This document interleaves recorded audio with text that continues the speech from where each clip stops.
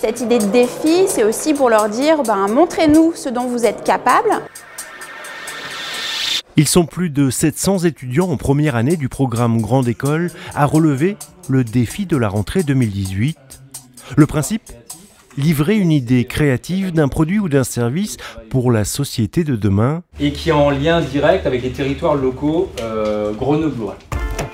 À l'issue d'un parcours de conférences et d'ateliers divers conçus par l'équipe pédagogique comme des outils utiles au processus créatif, c'est par le biais d'un jeu sérieux, Take It, que les idées vont germer. Je suis un athlète professionnel, coach pour enfants en difficulté et je souhaite apprendre à des enfants hyperactifs à jouer au piano.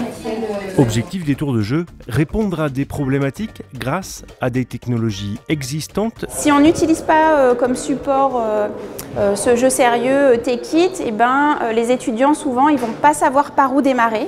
Alors que là, en fait, on leur donne un certain nombre d'éléments, pensez à une cible, pensez à une problématique et pensez à une technologie, vous les mettez ensemble et en même temps, il y a des tours de jeu où ils commentent chacun, les uns et les autres, les idées créatives qu'on a eues, etc. Et donc, ça permet d'avoir quelque chose aussi d'un peu ludique et de travailler en équipe déjà. N'avez-vous jamais rêvé de réaliser les plus grands exploits sportifs sans jamais ne serait-ce risquer de vous casser un bout? Avec la réalité virtuelle, c'est possible. En effet, nous voulons créer des contenus de réalité virtuelle dans le domaine du sport. Que vous soyez jeune de 7 ans à 77 ans, c'est possible.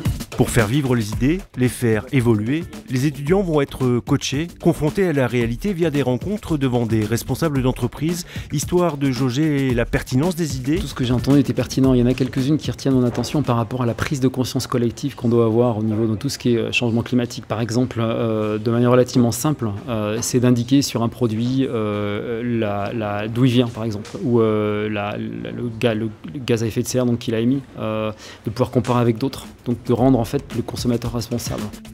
Avec une nouveauté cette année, les étudiants se passent les idées durant les 10 jours de travail collectif. On a fait tourner les idées pour pouvoir vraiment les aider à co-construire en fait ces différentes idées créatives et du coup travailler en intelligence collective. C'est très déstabilisant dans un premier temps parce qu'on est habitué à travailler dans un cadre théorique extrêmement serré parce qu'on sort tous de prépa. Et là justement on nous demande de travailler sur la créativité, on nous demande de travailler en groupe. Et sur la première semaine, c'était vraiment déstabilisant.